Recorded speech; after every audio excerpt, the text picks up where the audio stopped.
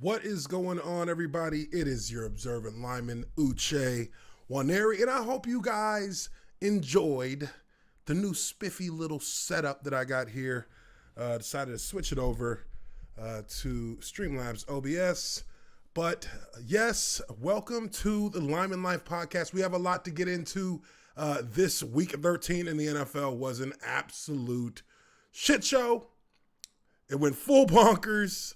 A lot of really crazy things happening. Of course, some of the biggest stories would be the entire situation with the Raiders getting the last-second Hail Mary win over the New York Jets. The tank for Trevor has continued on for the Jets. They saved that, but not without there being some severe consequences for that. But we'll get into that in a second. Right now, though, I really do want to show you guys what's really important to a big guy like myself, somebody who is an offensive lineman in the trenches each and every day. We don't get enough love. We don't get enough appreciation, it seems, in the world of football whenever we are the ones who really are the engine of the offense. Nothing goes unless you get blocking.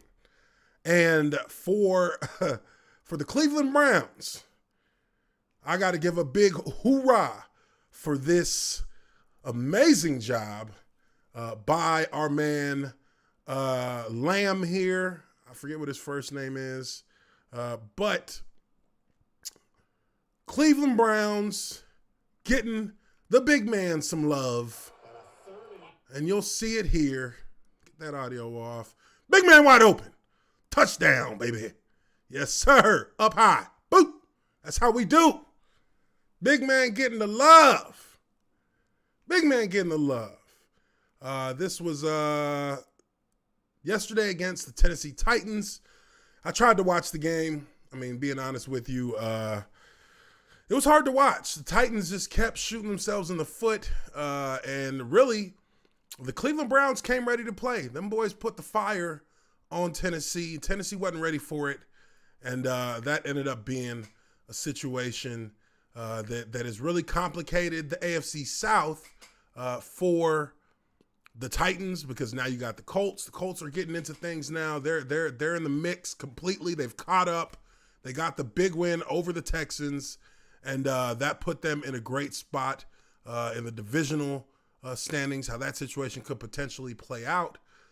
But the big story, the story that everybody's talking about, the story that is now becoming somewhat of a meme for the NFL today, is the firing of Greg Williams as the defense coordinator for the Jets after what was probably the dumbest, most bonehead, most illogical defensive call of the year in the NFL, when he called a zero blitz as the Raiders were in striking distance. The Raiders ran a quick double move out and up on the outside with their receiver, and Derek Carr delivered what looked to be just an easy peasy touchdown. But this article is coming from the Bleacher Report. We're gonna examine this entire situation a little bit here to start off the podcast. But it says here, the New York Jets fired defensive coordinator Greg Williams on Monday. And here's the funny fact that nobody knows. Greg Williams was the defensive coordinator in Jacksonville at one point, I believe. Yes, he was our defense coordinator one year. And that's all we did was fucking blitz. That's all we did was blitz. I mean, we had guys quarterbacks were coming into Jacksonville having personal best passing performances against our secondary, because we were just blitzing and leaving our guys on islands all game long. So, clearly this is a history, and we'll examine that here in a moment. But it says here the decision came a day after Williams called a heavy blitz with no safety help over the top in the final moments of Sunday's 31-28 loss to the Las Vegas Raiders. That left the Jets vulnerable to a long pass And the Raiders capitalizes. Derek Carr hit Henry Ruggs for a 46-yard go-ahead touchdown with just 5 seconds left. I mean, it doesn't get any worse. It just doesn't get any worse. You can't be a defense coordinator who is supposed to be, one of the most revered in the business, and really go out there and make a play call like this. Now, some people will say that this was a setup, that this was the Jets trying to keep their tank going. Look, like a lot of people are going to get fired if that's the case. A lot of people are not going to have jobs next year if this is how they continue to pursue football games. At some point, you have to put up, a win when you're in a position to win, when you're in that final spot where you now have control and you're in a good and you're sitting with a lead late in the game. You have to close that game out. Yes, we talk about tanking, but no, in this situation, especially with the kind of madness that has been going on in New York with Adam Gase at the head coach spot, just the inability to have any kind of identity, any kind of culture, this being a team that is has become a running joke, for lack of a better word, in the NFL in 2020. You're finally in a position to win a game. Finally, you got a lead late. You've played well enough over an opponent that's fighting for their playoff life, and you just can't let a game like this slip through your fingers. And that call that he made, running a zero blitz, which if you don't know what a zero blitz is, I'm going to show you here in a second. You just can't do that. You have to have an actual game plan. You have to have an actual will, an actual desire to get a win. I mean, I don't think there's a player in the NFL, at least I hope there's not a coach in the NFL that would prioritize a first overall pick in the heat of the moment over winning. That's a competitive thing. That's a what's in your heart thing. You know what I mean? Like, you don't give up a win when you got it in your hands. That's like somebody giving you $100 bill, and because you want to get your food stamps, you just drop it on the floor and say, I'm good. No, when somebody puts a $100 bill in your hand, as long as there's really no strings attached, generally you take that, right? You take that. But this situation was kind of ridiculous. And as we go on through the article, I guess we'll hear a little bit more. I just felt like we could have been in a better call in that situation. Jet safety Marcus May told reporters after the game, I couldn't believe they all out blitzed. Carr said. I mean, of course. Carr's going to be like, oh my God, they're in cover zero. Green 88, hut, let's go. Come on, that's just clownish stuff. He said, once I looked back, it looked like the ball was in the air forever, Ruggs told reporters. It just wouldn't come down. I just had to find it and make a play. We were kind of surprised they brought the house like that. Like, are you trying to lose? Is this the point? You're trying to lose the game. You're putting everything to the side and saying, we want our first overall pick. We don't care about winning. I mean, if that's the case, then you don't care. Then whoever owns the team should just sell the team if you don't care about winning. But it says here, former NFL coach and current ESPN analyst Rex Ryan offered an even harsher critique. Dumbest call I've ever seen. And look, I played against Rex Ryan. Rex Ryan likes to blitz. He really does like to blitz. So for him to come on here and say dumbest call he's ever seen is definitely saying something. That was his team at one point. I think that was really the last time they were truly a competitive team, was when Rex Ryan was their coach. They went to AFC title game, I believe, one year, and then they were in the playoffs a couple times after that. Had one of the most vaunted defenses in the NFL. They kind of started that trend of overload blitzing with him at the helm for the Jets back in 2009, 2010, in that era. But He says here, been around the thing for 58 years, 30 years as a coach. That's the dumbest call ever. There's no other way of putting it. And, it's true. I mean, look, you got, and this is crazy because I'm looking at this right now, and you're looking at pretty much the social media coaches world piling on to Greg Williams. Wade Phillips, another revered defensive coordinator. He says there is a reason it's called zero coverage. It means no coverage. Like, these are things that people who understand the game of football know. And again, for everybody who's looking at it and saying, it was a setup for them. No. The front office may want something like that. But I'm telling you, you're playing on the field. You're coaching in the game. You're not coaching to lose. You know how much it sucks to walk into the office on a Monday afternoon after your 10th loss, 11th loss? I know how that feels. Mike Mularkey, 2011, 2012, 2-14. I know how that feels. No, that's not how we play this game of football. You don't do this shit to fucking get draft picks. You do it to win. That's why we can't. That's why we play it. Period.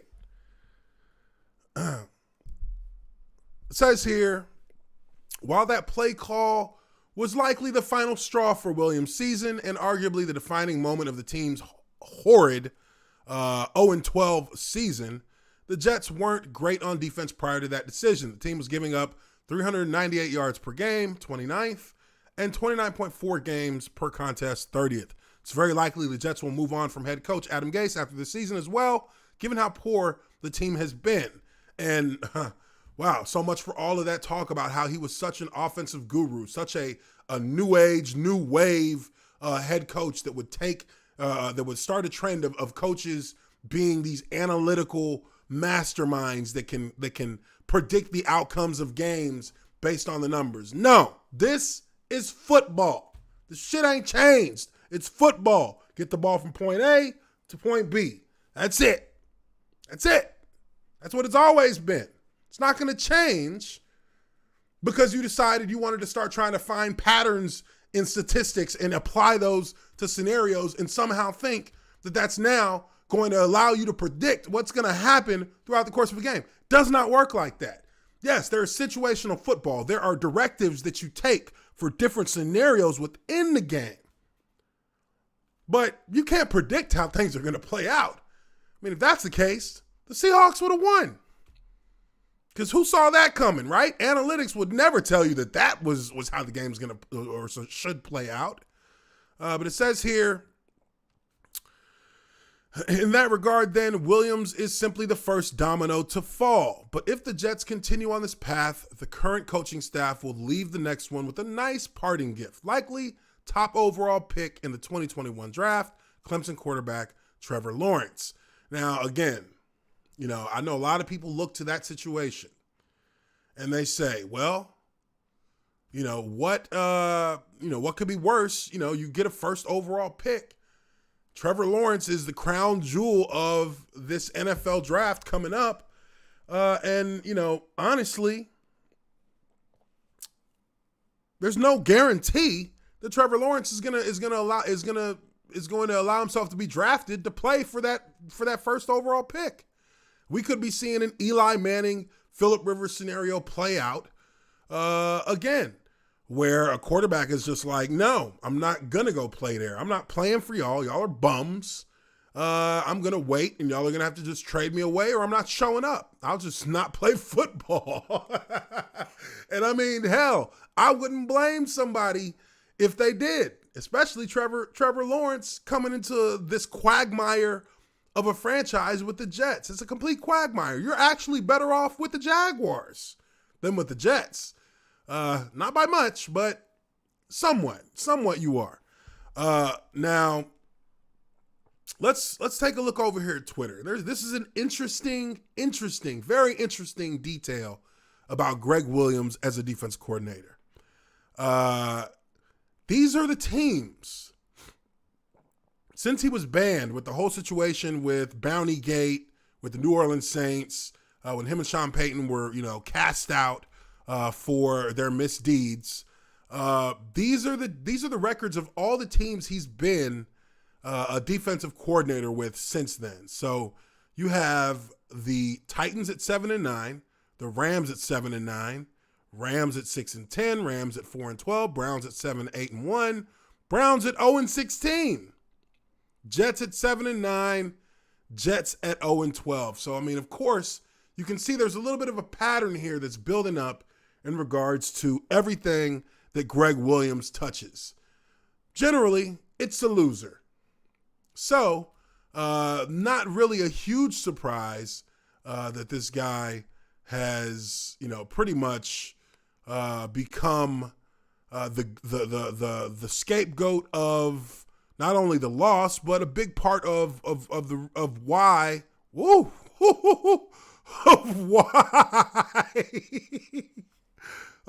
why the Jets have had such a horrible season. And as Hakeem Burner here, Greg Williams play calling in the fourth quarter. That's exactly what it looks like. It looks like a swing and a miss. Wow. But all he had to do was this. All Greg Williams had to do was this to win the game. Come on, my friend. You got to make that call. But instead of doing that, he decided he was going to just do this. Greg Williams decided he was just going to call an all-out, go get him. We're halfway, we're at the 50-yard line, but we're just going to bring our entire defense and leave three guys back there to cover on these wideouts. Just really bad move. And it cost him his job, as it should. In that kind of scenario, in that kind of situation where, you really do have nothing but negative energy surrounding that franchise, you want to be able to this was a chance to give that team something to really enjoy. And here's the play here. You can see it. They just ran an out and up. You blitz, you got three people covering all three wideouts by themselves. He really had two people open on that play. Just terrible. That's just awful. That's just awful. So, as it stands, Greg Williams, he's done in New York. The Jets are 0-13 now? 0-12? 0-12. Jets are 0-12. Greg Williams is out. And really rough situation for them there in New York. Doesn't get much worse than that. They probably won't have another game that's that close where they have a lead late for the rest of the season. So there was their opportunity, and they blew it. So, that's it. That's it for them. And now let's move on. Let's move on here. We got our week 13 winners and losers. As you go around the NFL, and we'll go through that here in a moment. But as you go around the NFL and you look at the schedule, there were just some scores that just really didn't make any sense to me. But that's the NFL. Any given Sunday, right? Any given Sunday, anything can happen. But while we are trying to figure out how this is all going to play out in the end, make sure you are hitting that like button and subscribing to the Observant Lineman Uche Nwaneri. This has been a really, really impressive growth that I've seen here on my channel over the last few days. Really, things have just kind of exploded. They're taking off. A lot of just really positive things happening. And it has, everything to do with all of you here in the chat right now, all of you here watching the stream. Really do appreciate from the bottom of my heart the support that you guys have been showing. I mean, my channel has just kind of like hit a nice boom. It's booming right now. I'm not gonna lie, it's booming, and it's very it feels very good to see that happening in real time. So I really appreciate you guys for all of that. Just make sure you're smashing that like button. If you want to consider joining the offensive line, which is the membership perk system here on my channel, Uche Nwaneri, the Observant Lineman, just hit that join button. It's right below the screen. We got different tiers, 5 different tiers of membership, all the way from $1.99 all the way up to $20 a month. Really would be a good choice. It'd be a better choice than just sending an all-out blitz if you decided to join the O-line. Also, check the merch store. It should be down below the video. Got merch store set up. Got a number of different things that I threw in there. Hope you guys like that. Check it out at the very least. But we'll move on here to the scores of the NFL week 13 lineup. And I thought my Jaguars were going to try and push for a win. I thought they were going to try and give themselves some kind of positive victory Monday, but once again, Jaguars dropping their game to the Minnesota Vikings in overtime. Can't say that I'm really that surprised.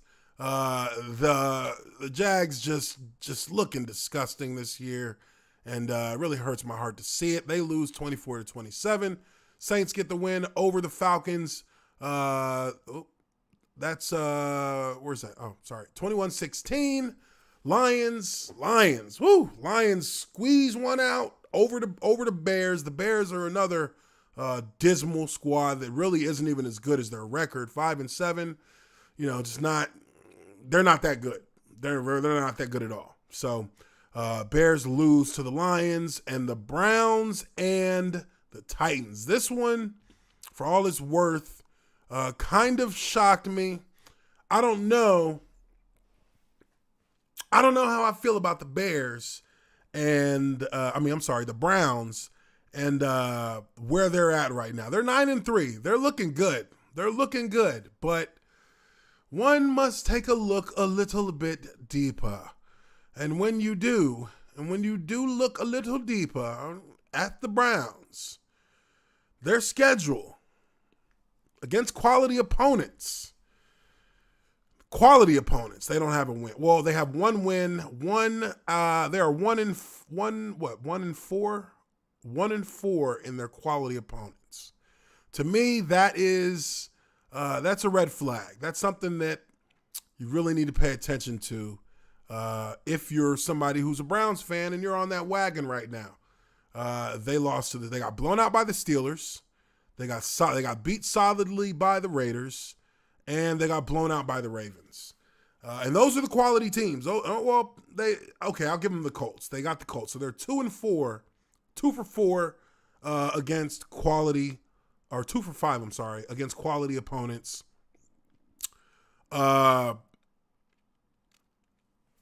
Eagles, terrible. Jags, terrible. Bengals, terrible. Cowboys, terrible. Washington, terrible. So I'm with them. They got momentum. I see it. It's not something that I'm really gonna say is not good for them. But they do struggle against quality teams, and the Ravens are teetering. The Ravens in the first game of the season, not the same Ravens that they are now, obviously. So I maybe not concerned so much when I think about it that way. But the Steelers are still those same Steelers, and the Raiders beat them. They still got to play both those teams. They got to play the Ravens and the Steelers again before the season's over.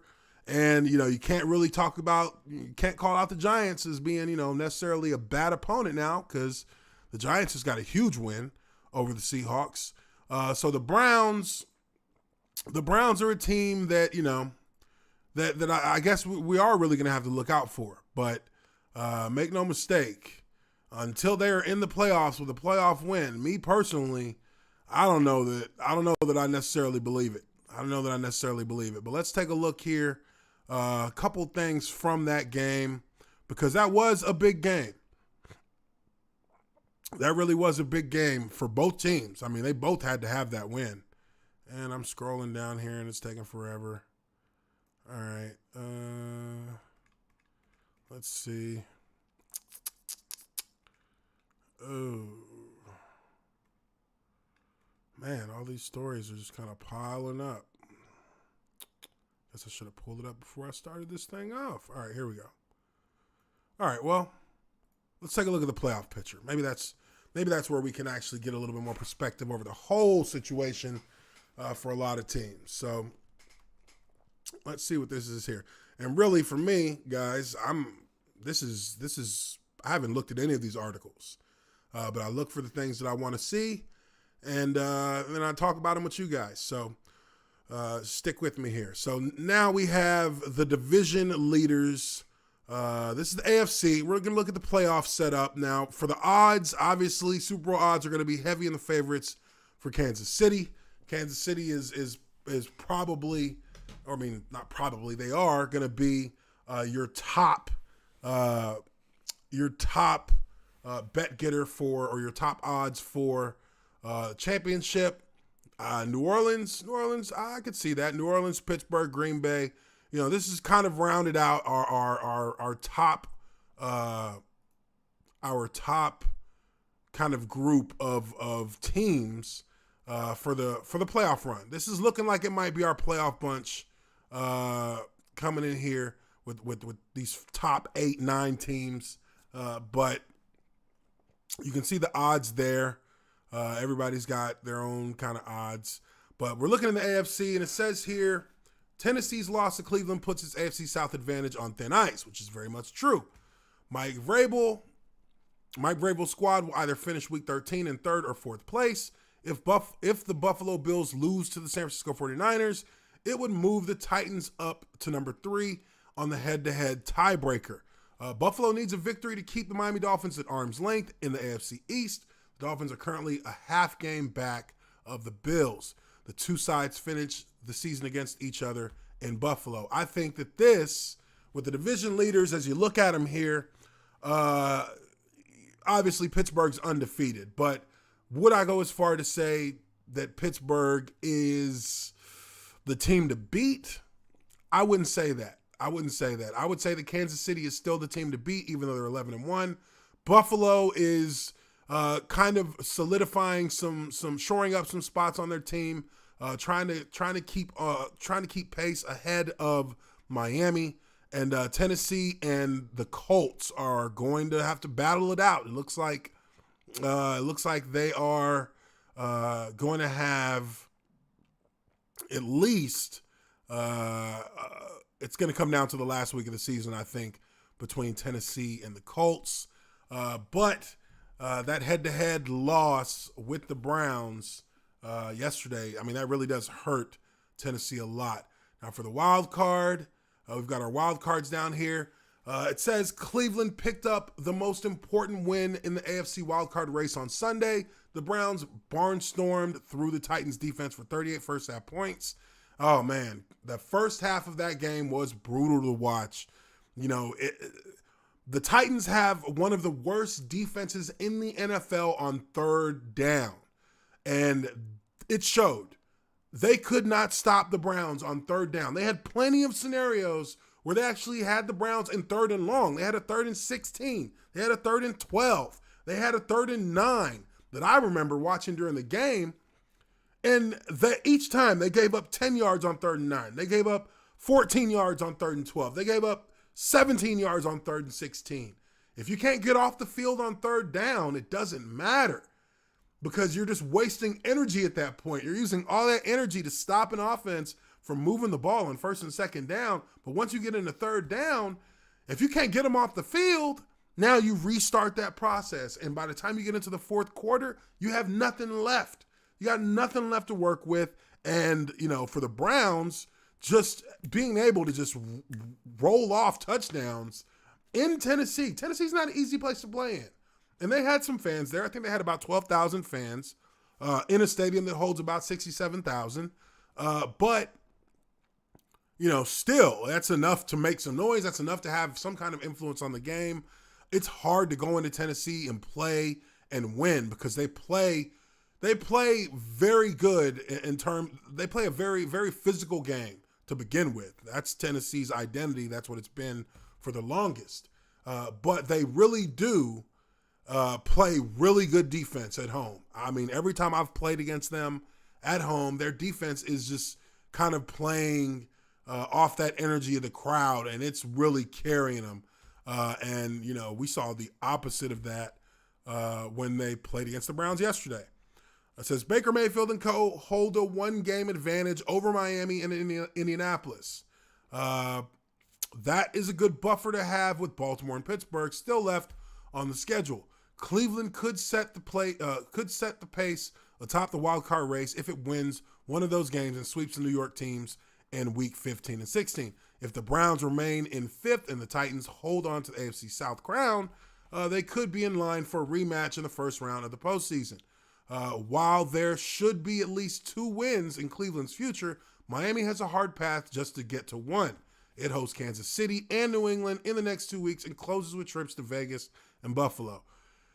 Woo, that is rough. Miami has quietly, and big shout out to Drunk 3PO. I think he's out there in the chat today. Big shout out, Drunk. What's up? I know you got your Miami boys out there. He lives out in the area. He loves the Dolphins and loves the Miami Heat. But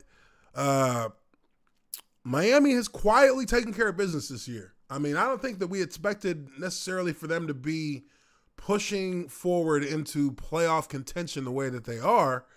But that is exactly what they're doing. That's exactly how they've played it, how it's playing out. And, Tua Tagovailoa is actually, he played a good game yesterday. We're actually seeing some steps move forward. He had that thumb injury. He's able to come back from it. But the Dolphins have found an identity. They're playing like a cohesive unit. The chemistry is there. And, they're keeping pace right now for that wild card spot in the AFC. And they're pushing Buffalo.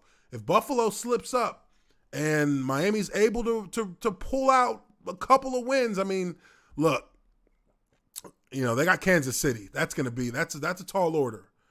New England, they can definitely get that win against New England. Kansas City is going to be a tall order, but in the way that this season's playing out, I wouldn't necessarily put it past them if they could get that win. Because, I mean, the Raiders beat Kansas City. And the Raiders are a solid squad right now that's also battling for, they're in the hunt for a playoff spot.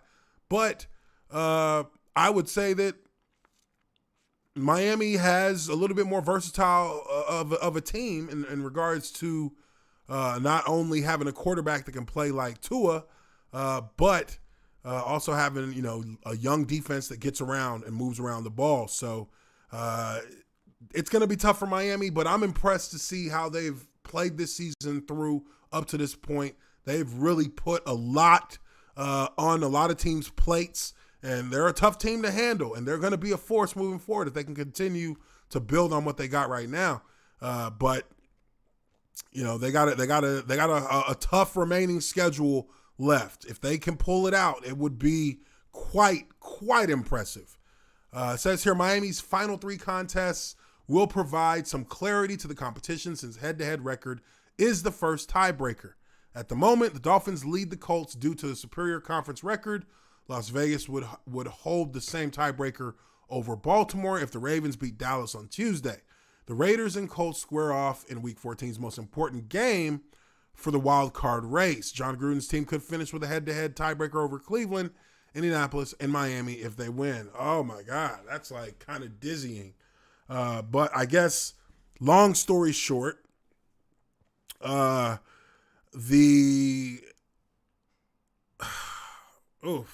Raiders can do a lot. The Raiders can do a lot if they're able to win this game against Cleveland. this game against the Colts. They'll win all the tiebreakers against other opponents in the division if they beat the Colts.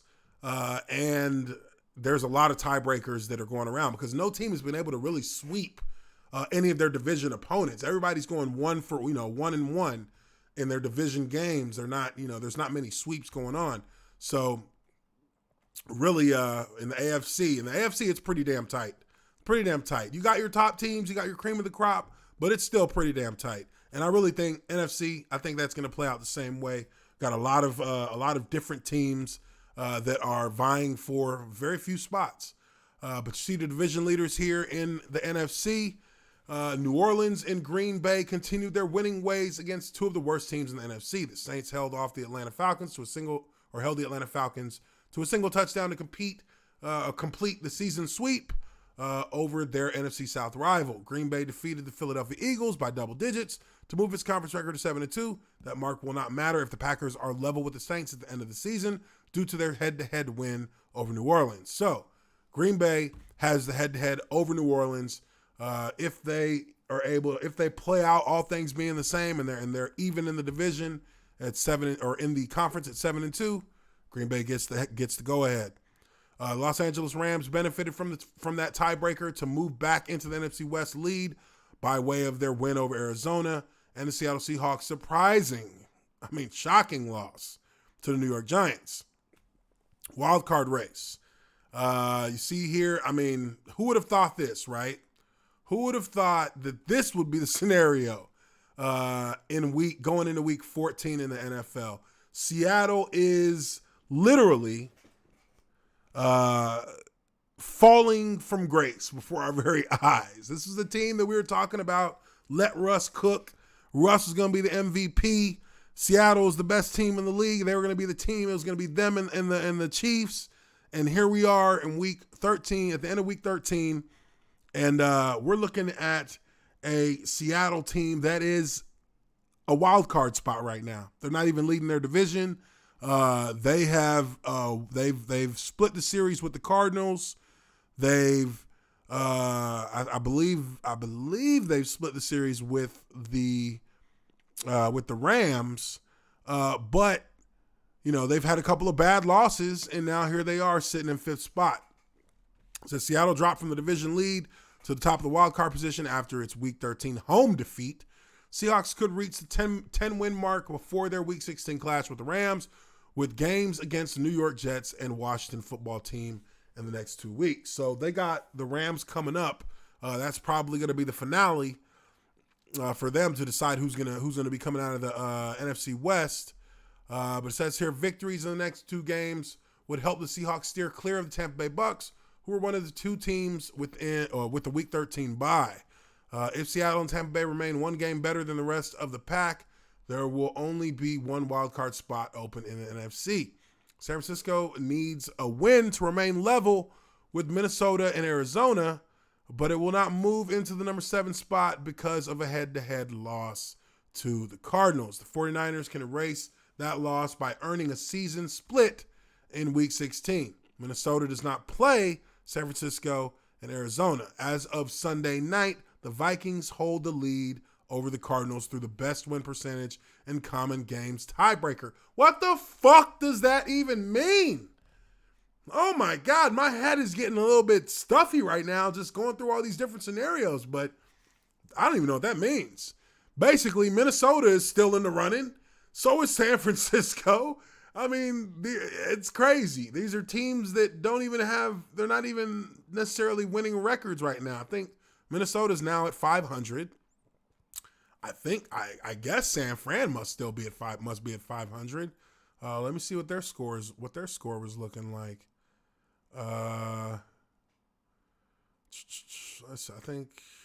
Did they play? Yeah, they played. Ooh, they play tonight. Wow, the Niners are 5-6, but they're 1-4 at home. Whew, wow. There are some teams with some very, very, very average, subpar records that are holding tight. They're still in the running. Still in the running. That's wild. That's wild. Let's see. The Vikings could help put the Chicago Bears and Detroit Lions out of their meager playoff hunts if they finish the divisional play with 2 wins. They may need those 2 victories since Buccaneers and Saints are the other 2 squads on their schedule.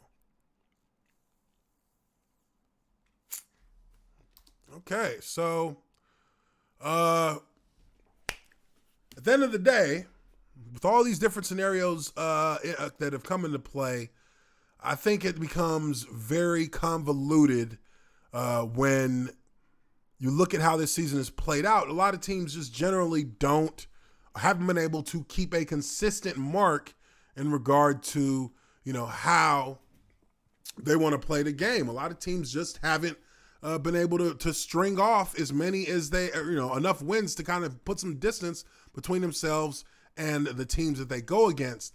And, I look at a team like Seattle. I look at a team like Arizona. These are teams that look like they were hitting strides earlier in the season. Hell, a few weeks ago, we thought that the Arizona Cardinals were hitting a stride, but since then, the Cardinals really have kind of regressed. They've regressed pretty sharply here in the last few weeks. We've seen Kyler Murray struggle greatly. Struggle with his scrambling, not able to really create plays with his legs like he had been, in that little 3 or 4 game span in the middle of the season. Just a lot of different vibes coming from different teams. But let's take a look here at a couple of other situations that I've been wanting to look at here in the NFL. This is what's coming up in terms of my offensive line breakdown videos.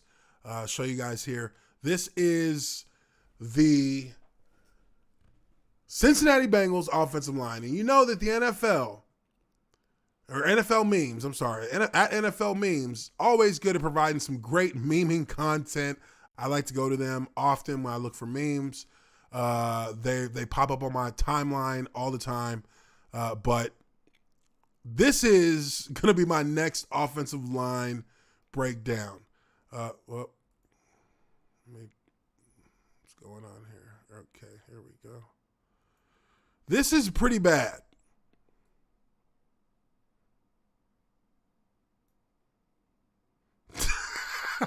You don't let that happen to your quarterback. I mean, look, guys, he is watching. Wow, that's bad. That is shit. I mean, what are you even doing? You got to block the defensive lineman.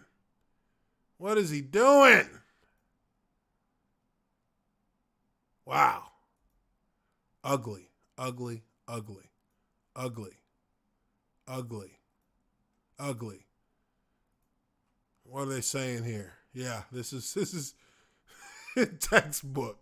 That's textbook Bengals, right? This is the thing that got their quarterback, their first overall pick, Joe Burrow, the savior of the franchise. This is what got him carted off. This is what got him carted off the field a few weeks back. And you see here the replies. I love the replies. Terrible. This is how Joe ended up like this. Good news is that he should be ready by week 1 or 2 at the latest.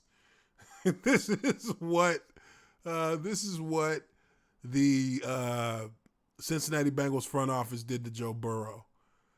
This is getting his legs destroyed. Barely touching him. I love to go through these replies because it's hilarious. I mean, this is what whenever an offensive lineman blocks well, you don't really hear that much about it. But whenever they block bad like this, like, dude, what are you doing? They're gonna and here's another question: why does he have a back flap? Why does he have a back flap? What offensive lineman have you ever seen that have back flaps on like they're like they're linebackers or running backs. What the? You can see that's where he's gone wrong to start. He's got a back flap on. You're not a DB. You're not a tight end. You're not a running back. What are you doing? Just boom, getting Buddy just getting Buddy massacred. Massacred. That's bad blocking, guys. That's really bad blocking. That's bad blocking. But let's get back in here. Now, I do want to go over this Seahawks game real quick because that was ugly. That was an ugly game. And just in little tidbits here, former Bengal, former Raider, Vontaze Burfict arrested on battery charges. He was suspended indefinitely last year because of his late hits on players, helmet-to-helmet contact. Burfict is pretty much the Bush League Player of the Year in terms of the NFL. A guy who plays dirty, a guy who hasn't played in a season, but are we surprised at all that he's been arrested for battery? I don't think so, but just a little tidbit there about that. It says here, former NFL linebacker Vontaze Burfict was arrested Saturday, charged with misdemeanor battery after an altercation with a security guard at a Las Vegas casino. So he must have got his money took, and then he decided he wasn't going to have it. Burfict and another person reportedly were searching for a hidden pizza place at the Cosmopolitan. Oh, the Cosmo, that's my spot. Ooh, but believed they were being followed by security and eventually confronted the guard. Security and Burfict got physical per TMZ, and he was detained until police arrived. ESPN reported news of the arrest Saturday, noting he was released from Clark County Detention Center under his own recognizance. Burfict hasn't played in the NFL this season. His last appeared with the Raiders in 2019. Played 4 games before being suspended for the remainder of the year for an illegal helmet-to-helmet hit. So a little news bit there for anybody who really gives a damn. Now, let's get to this. Let's get to this Seattle game, which I thought I had it already pulled up. I apologize, guys. Let's see here. I was setting up this new streaming format that I'm using, and got me kind of behind on a lot of the stories that I wanted to have organized and set up. But here we go. Most turnovers since week 7, just like we talked about a little while earlier. You can kind of see where Russell Wilson has kind of regressed a little bit. I think that the Seahawks have kind of been a little wishy-washy on how they want to approach the game from an offensive standpoint. And now, when you look back at early in the season, it was about let Russ cook. He was, they led the NFL in drop back passes. They were letting the ball, letting it go. They were airing it out. And, that was the first few weeks of the season. And then they kind of balanced things out, brought it back to a more traditional, balanced offense. They got their run game going a little bit. They ran a lot of their plays out of play action. And, it just kind of looked like it was continuing to be a smooth road, smooth sailing for the Seahawks. But somewhere somewhere towards that portion of the season, they decided to kind of revert back to just airing it out, and it hadn't worked for him as well. Russell Wilson has 12 turnovers, most in the NFL since week 7. I think that obviously is a stat that tells you a lot about why they're struggling now. Now, dang it, let me see here. Let me pull up Seahawks. Let's go.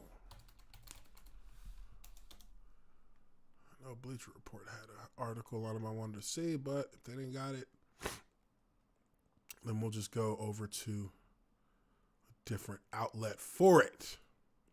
Let's take a look at the chat here while I'm doing that. Let's see here. We got some of you guys in here. No passes given was good. Let's see. RC from NYC, what's going on, brother? Butter Biscuit 92, what's up? What's up? Appreciate you guys being in here. Yeah. Let's see. So, let me see here. Da-dum-dum. Okay. Yeah, this is fine. Don't need a whole lot to go through on here. But let me get some.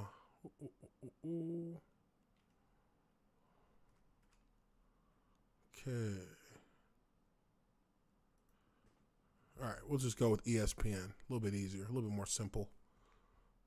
A little bit more simple there. All right. 1 second, guys. 1 second.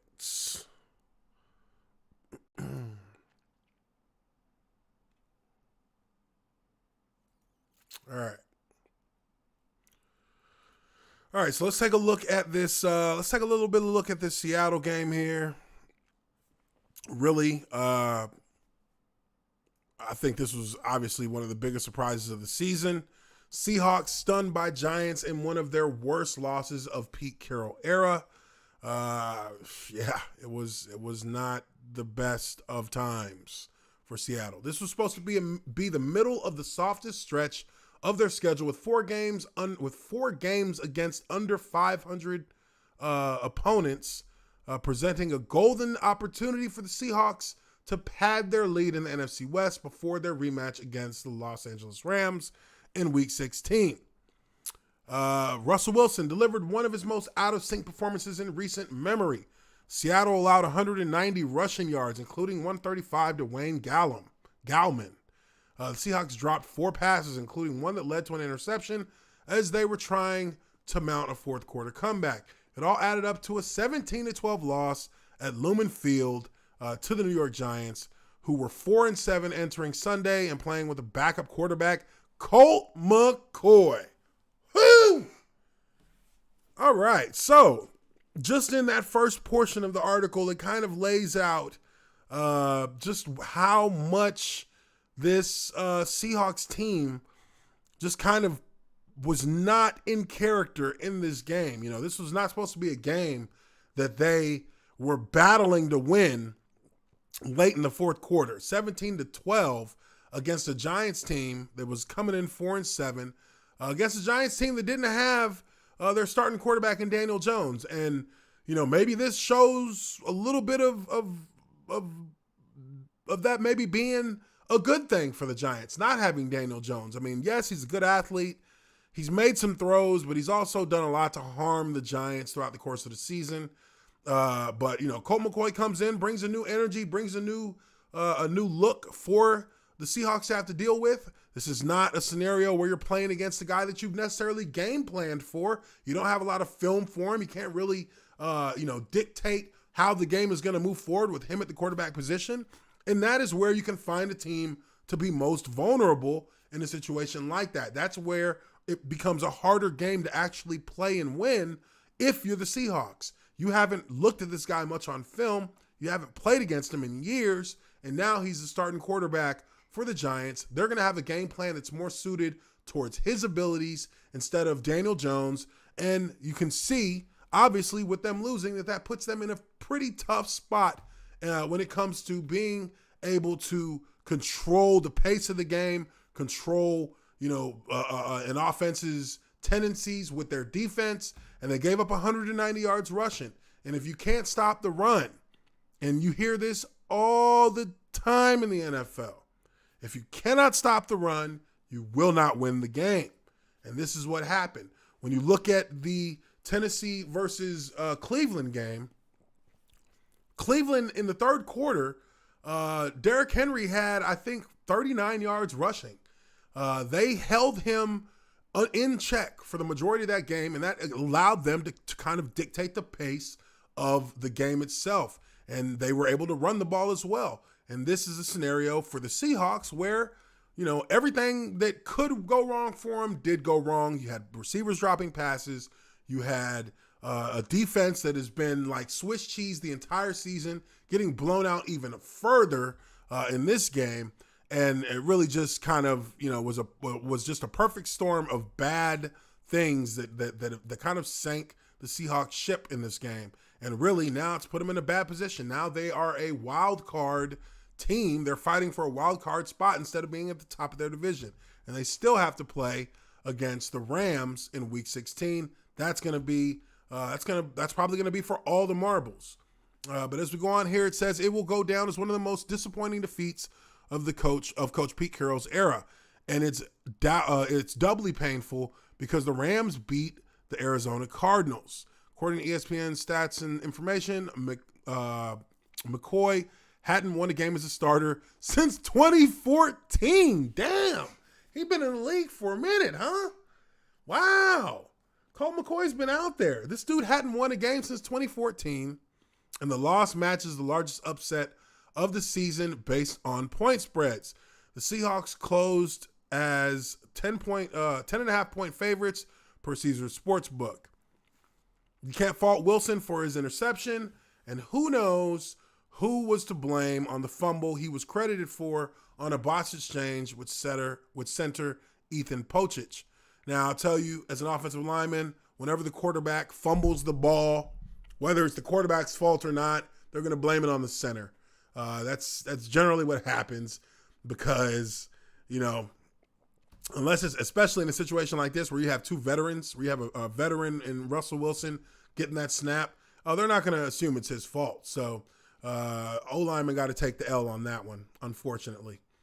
Wilson was simply off all afternoon, completing 27 of 43 attempts for 263 yards and a touchdown. He held onto the ball too long on several occasions. This is true. This is something that he has done and had a lot of success with over the course of his career, extending plays with his feet, elongating and stretching the defense out so that the defense is not able to cover a lot of those scramble-oriented comeback routes. Once a quarterback starts scrambling outside of the pocket, you'll generally see receivers break off their routes and start running back towards the quarterback, giving them lanes to throw into. Russell Wilson's one of the best in the NFL at doing that. He's always been one of the best in the NFL in doing that. But in that game yesterday, he held on to it a lot, really long, extended play. Some plays, on the play that ended up being an interception, he really should have just dumped the ball off and threw it out of bounds. He didn't need to hold on to it for an elongated period of time like he did.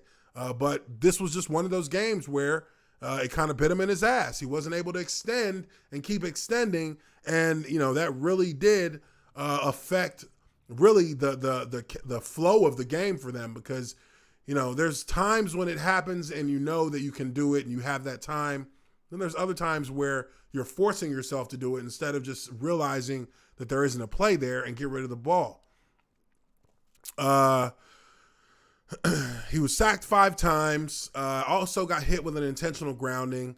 But the pivotal play was there were no shortage of bad plays that proved costly for Seattle, but here was an especially bad one. Running back Chris Carson let a short Wilson pass go through his hands and right to a giant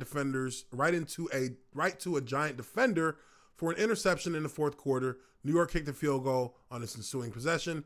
Seattle's 4-drop Sunday tied a season high. And I don't necessarily need to go through too much more of this part of the article, but I think this was one of those games where it was a trap game and they got trapped. And not only did they get trapped, but when they realized that they were being trapped, the Seahawks just pushed too hard to try and force themselves to victory. That happens from time to time with even the best of teams. Russell wasn't having a particularly impressive day, but sometimes you have to just stick to the game plan. Sometimes you have to just realize that what you have in that moment isn't really going to work for you, and you can't force it to work. So you just got to lean on your teammates, lean on your coaches, and allow them to kind of lead you on the way. He did a lot of holding onto the ball. He did a lot of forced errors. He had a lot of forced errors against the Giants. The Giants played good defense. let's not get it twisted here. The Giants did play some good defense. And if you really look at the Giants, and if you really do kind of analyze how that team has operated throughout the course of the season, the Giants have been competitive in almost every single game that they've played. They've been, less than 10 points almost every game. So, they gave the Buccaneers all they could handle. And by all stretches of the imagination, should have won that game. But they didn't end up winning because Daniel Jones didn't know how to throw a timing route on time. So, as it stands, this Giants team has something to build on. And it's totally within the realm of possibility, or it should have been totally within the realm of possibility, that they could beat the Seattle Seahawks. We just didn't see it coming because we expected the Seahawks to be ready to play the game at a higher level. You don't punch down in weight. You punch up. And that's what the Giants did. And that's what the Seahawks also did. They punched down instead of punching up. The Giants punched up instead of punching down. And they played to a better level than we would expect. Now, at the end of the day, this is going to have ramifications on the Seahawks season that can really set them up for a big fall. This could set them up for a big fall going into their Week 16 matchup in a few weeks against the Rams. So, it's hard, man. I'll tell you what, when I was in Jacksonville, 3 seasons in a row, we were playing to get in the playoffs in the last week of the season. And we had only needed to win one game out of our last 3 games. One year, it was 3 games. And then the next year, it was 1 win in our last 4 games. The year that the Packers won the Super Bowl, we literally had to win 1 game in our last 4 games to make the playoffs, and we lost all 4. It's not easy to win in the NFL. It doesn't matter how good your team is, and really, it almost feels like at a certain point, when you're winning so much, the inevitability of a loss starts to weigh more and more on you because it's so hard each and every week that your luck can't keep up. You can't just keep getting lucky and winning these games. There's some games where you do get lucky and you realize you're lucky and you take the win. But at a certain point, as you get deeper into it, teams start to really figure out how to attack your team and how to try and make it more and more difficult. And the Seahawks, they're in a position that, a lot of teams that go through that have to deal with. They're in a position now where they are on a downward trend. And if they can't reverse it, then they could fall out of playoff contention in worst case scenario. They absolutely could. In their division, they've gone from being the division lead, the division leader the entire season now to, not being at the top. The Rams are at the top of the division. So, it's going to be them playing catch up now, which, we all see how that is. It's a lot harder to be playing catch up than to be in the lead. And this late in the season, it's a December to remember. You got to be ready to win. And this was their first game of December and they lost it. The great teams win all their December games because those a lot of times are the most crucial. Because you play against a lot of your division opponents at the end of the season, especially for some divisions. You might play one of your division opponents twice in 3 weeks, those are going to be those are really high pressure, highly competitive games where if you're not on top of your game, if you're not playing your best football at that time. You can go from being a 6-3 team like we were in Jacksonville to then losing, 4 in a row, and now I think we lost like 4 or 5 out of our last 6, and all of a sudden we were playing in the last game of the season to try and get in the playoffs, and we ended up losing. So didn't happen. But the Seahawks are in a precarious position, and there's a lot of teams in the NFL this year that are kind of sitting in that position. Everybody's kind of mixed in, and there's not really a clear, outside of a few teams, there's not really a clear path set for anybody moving forth in the NFL. So that's that. But once again, let's take a look at the chat. Let's see what you guys are talking about in here. Let's see.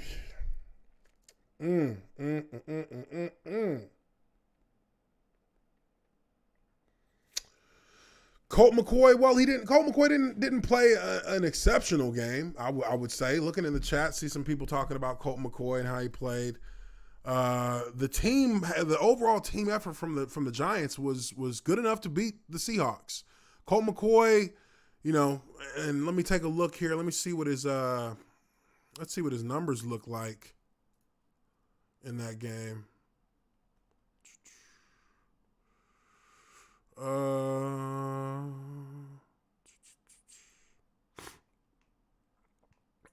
Let's see what his numbers look like. Colt McCoy, 13 for 22, 105 yards, 1 touchdown, 1 interception, 2 sacks. Not a great rating. Very, very. This looks like a manager of the game stat. The guy hasn't won a game since 2014. He hasn't played as a starter all season. So I would say, all things considered, throwing a touchdown is a bonus. That's a good thing. He was able to throw a touchdown. You can't really ask for too much more.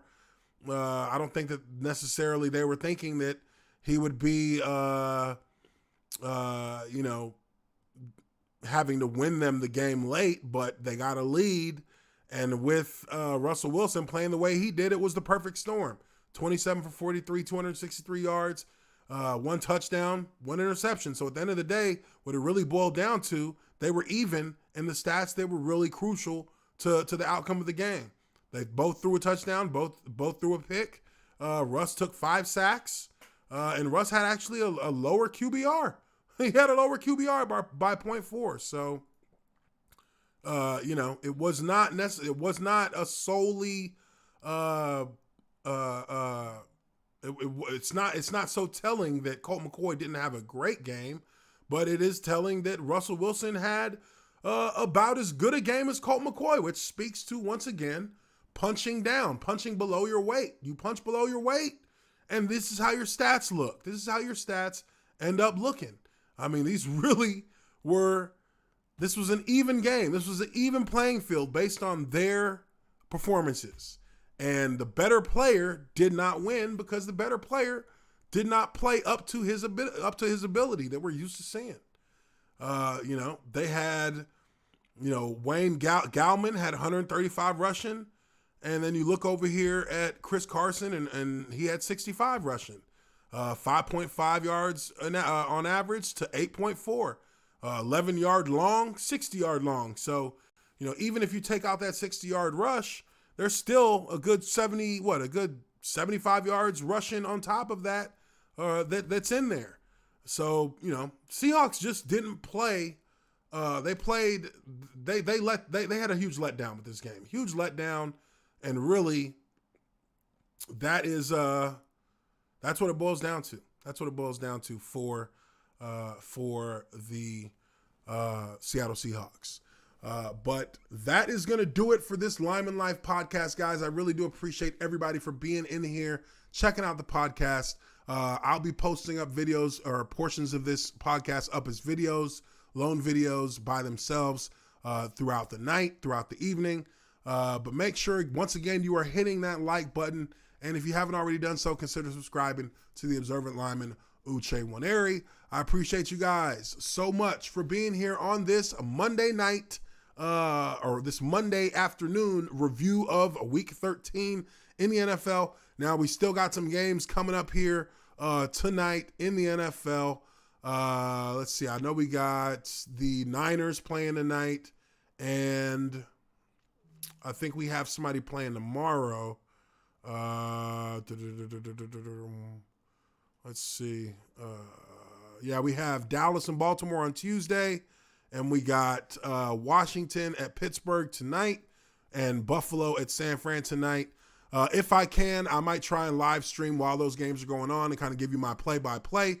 So make sure you are staying alert for that. Make sure you tap that notification bell so you can get notified each and every time that I drop or when I'm getting ready to go on stream. Steelers game starts in about 30 minutes, so probably won't jump on that one, but we'll see. We'll see how it plays out. Just make sure you got that notification bell tapped so that you are made aware when I do go live. Appreciate you guys so much for being on here, and I will see you all on the next live Lineman Life podcast. Peace.